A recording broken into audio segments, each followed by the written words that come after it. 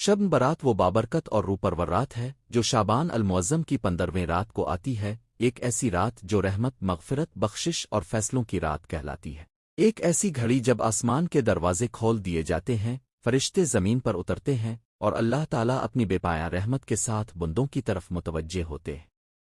یہ وہ رات ہے جسے قرآن و حدیث کی روشنی میں عظمت اور فضیلت حاصل ہے، اور جسے امت مسلمہ صدیوں سے عبادت، دعا، استغفار اور رجوع الی اللہ کے ساتھ مناتی چلی آ رہی ہے۔ شب برات دراصل انسان کو اپنی زندگی پر نظر ثانی کا موقع دیتی ہے، اپنے گناہوں پر ندامت، اپنے رب سے معافی کی درخواست اور آنے والے وقت کے لیے نیک ارادوں کے عہد کی رات ہے۔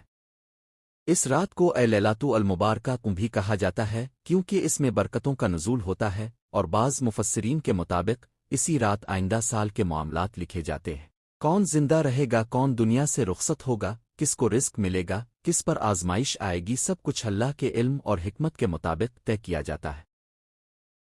احادیث مبارکہ میں آتا ہے کہ رسول اللہ نے فرمایا کہ شعبان کی 15ویں رات اللہ تعالیٰ اسمان دنیا پر نزول رحمت فرماتے ہیں، اور ارشاد ہوتا ہے کوئی مغفرت مانگنے والا کہ میں اسے بخش دوں، ہے کوئی رزق مانگنے والا کہ میں اسے عطا کر دوں، ہے کوئی مصیبت زدہ کہ میں اس کی مصیبت دور کر دوں۔ یہ اعلان پوری رات جاری رہتا ہے، مگر بدقسمتی سے بہت سے لوگ اس عظیم موقع کو غفلت میں گزار دیتے ہیں۔ شب برات دراصل اللہ اور بندے کے درمیان تعلق کی تجدید کی رات ہے، جب انسان اپنے رب کے سامنے ٹوٹ کر کھڑا ہوتا ہے، اپنی کمزوریوں کا اعتراف کرتا ہے اور اس امید کے ساتھ ہاتھ اٹھاتا ہے کہ اللہ اس کی توبہ قبول فرما لے گا کیونکہ وہ غفور و رحیم ہے۔ یہ رات ہمیں یاد دلاتی ہے کہ زندگی عارضی ہے، موت یقینی ہے، اور اصل کامیابی آخرت کی کامیابی ہے۔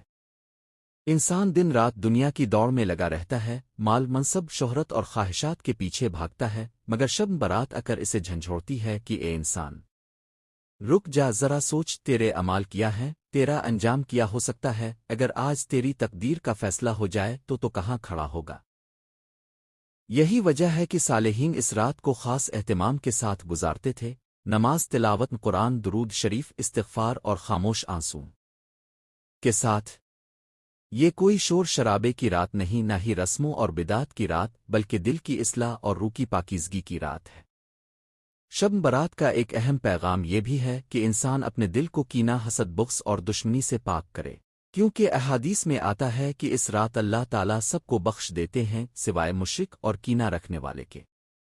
یہ ہمیں سکھاتا ہے کہ صرف نماز اور روزہ کافی نہیں، بلکہ دل کی صفائی بھی ضروری ہے۔